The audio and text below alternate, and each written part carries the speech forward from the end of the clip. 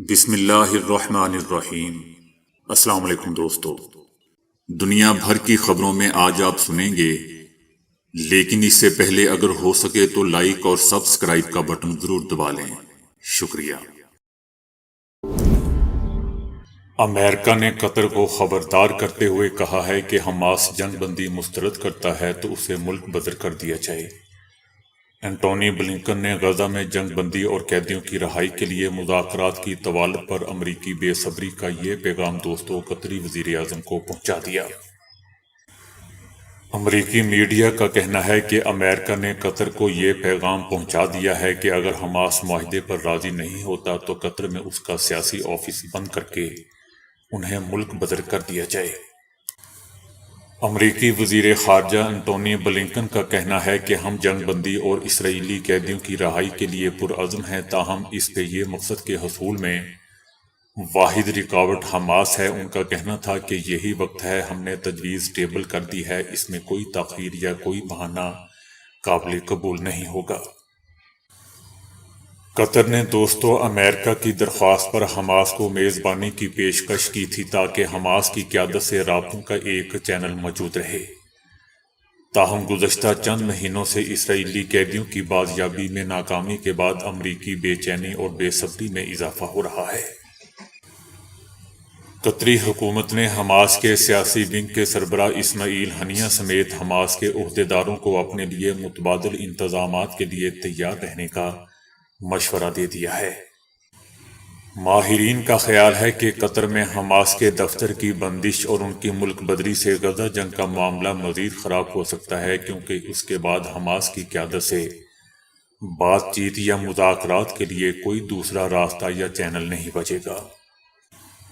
گزشتہ مہینے قطر نے امریکی اور اسرائیلی تنقید اور حماس سے متعلق بڑھتے ہوئے دباؤ سے تنگ آ کر اپنے ثالث کے کردار پر نظر ثانی کرنے کا اعلان کر دیا تھا۔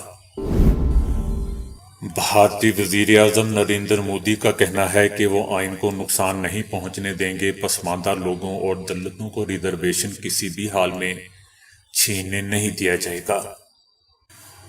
نریندر مودی کا کہنا تھا کہ کانگریس کو مودی کے آنسوں میں اپنی خوشی نظر آتی ہے۔ ان کا کہنا تھا کہ پریشان اور مایوس کانگریس کو مودی کے آنسو اچھے لگتے ہیں۔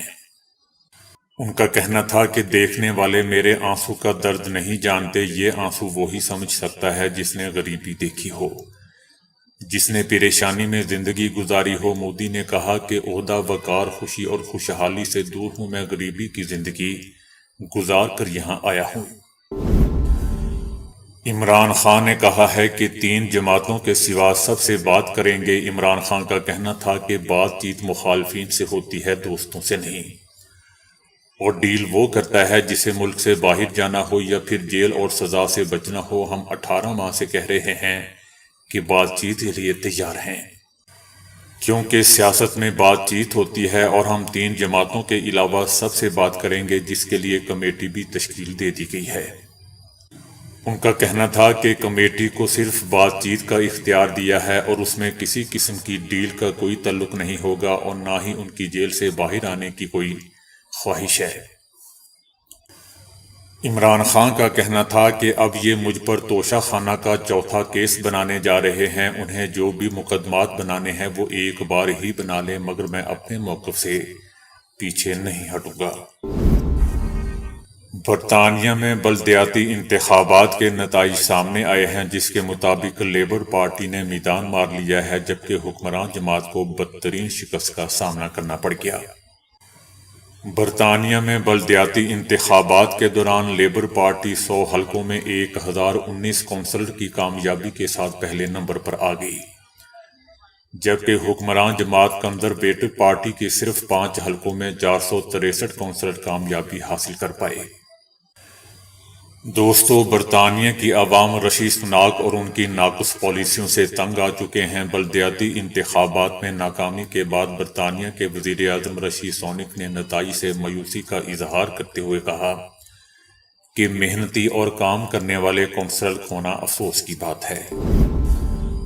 نواز شریف نے گندم بحران پیدا کرنے والوں کو نشانے پر رکھ لیا۔ ملک میں گندم بحران پیدا کرنے والوں کا احتساب کرنے کا فیصلہ کر لیا گیا۔ نواز شریف کی زیر صدارت مسلم لیگ نون کا مشاورتی اجلاس ہوا۔ اجلاس میں وزیر اعلیٰ پنجاب مریم نواز، رانا ثناء اللہ، خواجہ آصف اور دیگر رہنما شریک ہوئے۔ نواز شریف نے گندم سکینڈل پر وزیر اعظم شہباز شریف کو 6 مئی کو لاہور طلب کر لیا۔ شہباز شریف کی جانب سے 6 مئی کو گندم سکینڈل پر رپورٹ پیش کرنے کا امکان ہے۔ فلسطینی تحریک حماس نے اسرائیلی وزیر اعظم نیتن یاہو کے رفح پر اسرائیلی حملے کے بار بار اصرار اور دھمکیوں پر مبنی بیانات کو قاہرہ میں مذاکراتی عمل کو سبوتاژ کرنے کی کوشش قرار دیا ہے۔ حماس کا کہنا ہے کہ وہ مسلسل ایسے بیانات دے رہے ہیں جو غزہ میں جنگ بندی اور اسرائیلی یرغمالیوں کی رہائی کے امکان کو کمزور کر دیتے ہیں۔ وہ بار بار ایسے بیانات دے رہے ہیں جو رفح پر اسرائیلی فوج کے ممکنہ حملے کی دھمکیوں کے حوالے سے ہوتے ہیں۔ ان کے یہ بیانات ان تمام کوششوں اور ماحول کو نقصان پہنچاتے ہیں جو جنگ بندی مذاکرات کے سلسلے میں چل رہے ہیں۔ نیتن یاہو اس میں دلچسپی ہی نہیں رکھتے کہ ثالثی کرنے والے ملک اور جنگی فریق کسی نتیجے پر پہنچے اور مذاکرات کامیاب ہو جائیں۔ تاہم دوستو، ابھی تک بالواسطہ انداز سے ہونے والے مذاکرات کافی حد تک غیر یقینی کا شکار ہیں۔ حماس کا کہنا ہے کہ ہمارا موقف اٹل ہے کہ آج بھی بلکہ وہی ہے جو شروع سے ہم دے رہے ہیں کہ جنگ بندی عارضی نہیں مستقل ہونی چاہیے، جبکہ اسرائیلی فوج کا غزہ سے انخلاء جامع طور پر ہونا چاہیے۔ امریکی ایوان میں متعدد ڈیموکریٹک ارکان نے صدر جو بائیڈن پر زور دیا ہے کہ وہ اسرائیل کو ہتھیاروں کی فروخت روکنے پر غور کریں اگر اسرائیل حماس کے خلاف اپنی جنگ کے طرز عمل کو تبدیل نہیں کرتا۔ کانگریس کے 86 ڈیموکریٹک ممبران نے ایک خط پر دستخط کر دیے ہیں اور اسے وائٹ ہاؤس پہنچا دیا ہے، جس سے جو بائیڈن پر دباؤ بڑھ رہا ہے کہ وہ امریکہ کے مضبوط اتحادی اسرائیل کے خلاف سخت موقف اختیار کریں۔ خط میں دوستو یہ بھی کہا گیا ہے کہ امریکی فنڈنگ روکنے میں آئرن ڈوم جیسا میزائل دفاعی نظام شامل نہیں ہونا چاہیے۔ اسرائیل کو اس طرح کی جان بچانے والی دفاعی اعانت فراہم کرنے کے لیے ہماری بھرپور حمایت جاری رہے گی۔ غزہ میں جنگ کے آغاز کے بعد سے ہی دوستو جو بائیڈن کو اسرائیل کی غیر مشروط حمایت پر تنقید کا سامنا ہے، ان پر دباؤ بڑھ گیا ہے کیونکہ طلباء کے زبردست مظاہروں نے امریکی یونیورسٹیوں کے کیمپس تک کو ہلا کر رکھ دیا ہے۔ ترکیہ کے صدر رجب طیب اردوان نے کہا ہے کہ اسرائیل کے ساتھ تجارت کا حجم 9.5 ارب ڈالر تک پہنچ گیا تھا، لیکن اب یہ حجم ختم ہو چکا ہے۔ ان کا کہنا تھا کہ ترکیہ کے ساتھ دو طرفہ تجارت کا حجم 9.5 بلین ڈالر تک پہنچ گیا تھا، لیکن ہم نے اس کا باب بند کر دیا۔ اردوان کا کہنا تھا کہ غزہ میں جو کچھ ہو رہا ہے اس کے بعد اسرائیل کے ساتھ کھڑے نہیں رہ سکتے اور نہیں دیکھ سکتے کہ ان کا ملک اسرائیل کے ساتھ تجارتی تبادلے کو ایسے ہی سمجھے گا جیسے تھا ہی نہیں۔ جبکہ دوسری طرف اسرائیلی وزیر خارجہ نے ترک بندرگاہوں کو اسرائیلی برآمدات اور درآمدات کے لیے بند کرنے کے لیے اردوان کے فیصلے کو معاہدوں کی خلاف ورزی قرار دیتے ہوئے کہا کہ ان پر ترک عوام اور تاجروں کے مفادات کو نظر انداز کرنے اور بین الاقوامی تجارت کے قوانین کو نظر انداز کرنے کا بھی الزام لگایا۔ فلسطینی تحریک حماس نے بھی ترکیہ کے فیصلے کا خیر مقدم کرتے ہوئے تمام ممالک سے مطالبہ کیا ہے کہ وہ اسرائیل کے ساتھ تعلقات کو منقطع کر دیں اور اسے غزہ میں جاری جنگ اور فلسطینیوں کی خوفناک نسل کشی کی وجہ سے بین الاقوامی سطح پر تنہا کر دیں۔ برطانیہ کے سابق وزیر اعظم بورس جانسن کو برطانیہ کے مقامی انتخابات میں ووٹ ڈالنے کے لیے شناختی کارڈ لانا بھول جانے پر پولنگ اسٹیشن سے ہٹا دیا گیا۔ جانسن، جنہوں نے ووٹرز کے لیے دفتر میں رہتے ہوئے فوٹو آئی ڈی پیش کرنے کی شرط متعارف کروائی تھی، پولنگ اسٹیشن کے عملے نے بتایا کہ وہ اپنی شناخت کے ثبوت کے بغیر ووٹ نہیں ڈال سکیں گے۔ دوستو، سابق وزیر اعظم بورس جانسن اپنی اہلیہ کے ساتھ لندن میں بلدیاتی کونسل کے انتخابات میں ووٹ ڈالنے کے لیے پولنگ اسٹیشن پہنچے تھے۔ دوستو، یہ بھی یاد رہے کہ جانسن نے 2022 میں ایک انتخابی قانون متعارف کروایا تھا جس میں تصویر کی شناخت کی ضرورت ہوتی ہے۔ یہ نیا قانون پہلی بار گزشتہ سال مقامی انتخابات میں لاگو کیا تھا۔ امریکہ نے دوستو حماس قیادت کو ملک سے نکالنے کے لیے قطر پر دباؤ ڈالنا شروع کر دیا ہے، جبکہ ٹائمز آف اسرائیل کا کہنا ہے کہ قطری حکومت ایسا کرنے کے لیے بھی تیار ہو گئی ہے۔ امریکہ کا کہنا ہے کہ امریکی جنگ بندی اور حماس کے ہاتھوں یرغمال اسرائیلیوں کی رہائی چاہتا ہے، اور اس معاملے میں واحد رکاوٹ حماس ہے۔ اس لیے ہم نے حماس قیادت کی قطر سے بے دخلی کی تجویز دی ہے، اور اس میں کوئی تاخیر یا بہانہ قابل قبول نہیں ہوگا۔ سابق وزیر اعظم انوار الحق کاکڑ اور لیگی رہنما حنیف عباسی کے درمیان دوستو تلخ کلامی ہوگی۔ اس دوران انوار الحق کاکڑ نے دھمکی دیتے ہوئے کہا کہ اگر میں نے فارم 47 کی بات کی تو نون لیگ منہ نہیں چھپا سکے گی۔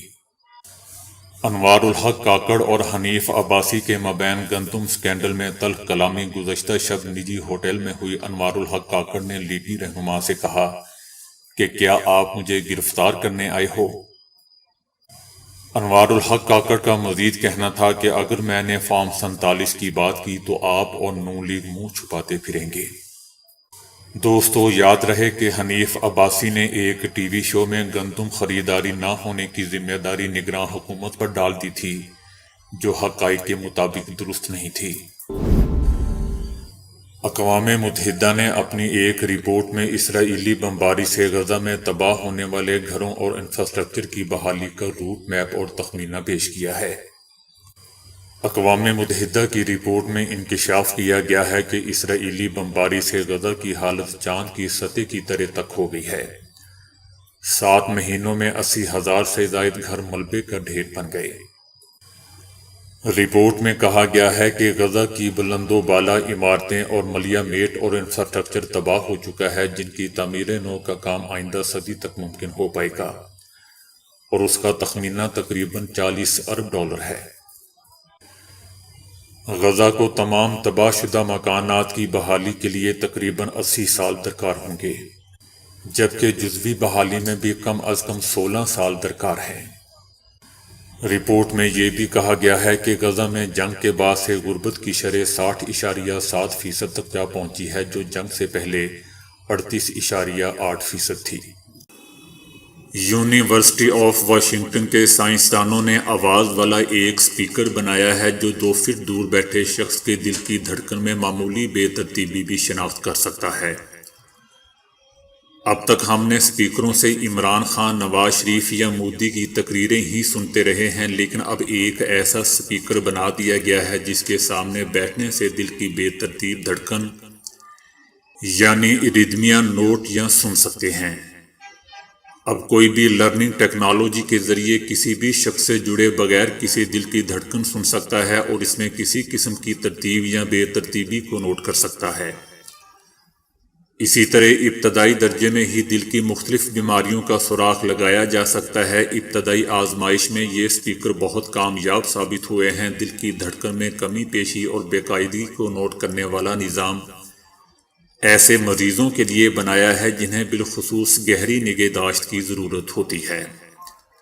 یہ سپیکر کسی دل کی بے قاعدگی کو نوٹ کر کے فوری طور پر اس کی خبر ڈاکٹر کو بھی دے سکتا ہے۔ دوستو یاد رہے کہ ہارٹ بیٹ یعنی دل کی دھڑکن اور ہارٹ ریدم یعنی دل کے دھڑکنوں کے درمیان وقفوں میں کمی پیشی دونوں الگ الگ چیزیں ہیں۔ اس ضمن میں ہارٹ ریدم بہت اہمیت رکھتا ہے۔ دل کی دھڑکن میں بے ترتیبی فالج اور دیگر خطرناک امراض کی وجہ بنتی ہے، لیکن اس کی شناخت بہت مشکل ہوتی ہے، اور اب نہایت ہی کم خرچ میں اس کی شناخت کی جا سکتی ہے۔ اسمارٹ سپیکر کو گھر میں استعمال کر کے دل کے مریضوں کو اموات اور پیچیدہ صورتحال سے بچانے میں مدد مل سکتی ہے۔ اس کے لیے مریض کو سپیکر سے 2 فٹ سے کم دوری پر بٹھایا جاتا ہے، اور حساس سپیکر کمرے میں ایسی آواز بکھیرتا ہے کہ آواز مریض کے دل اور سینے سے ٹکرا کر واپس لوٹتی ہے اور بتاتی ہے کہ دل کی دھڑکن کیسی ہے اور 2 دھڑکنوں کے درمیان وقفہ برابر ہے یا تبدیل ہو رہا ہے۔ کسی حادثے کی وجہ سے یادداشت چلے جانے کی کہانیاں اکثر فلموں اور ڈراموں میں ہی دکھائی دیتی ہیں، لیکن ایسا ہی ایک سچا واقعہ امریکی ریاست ٹیکساس میں ہو چکا ہے۔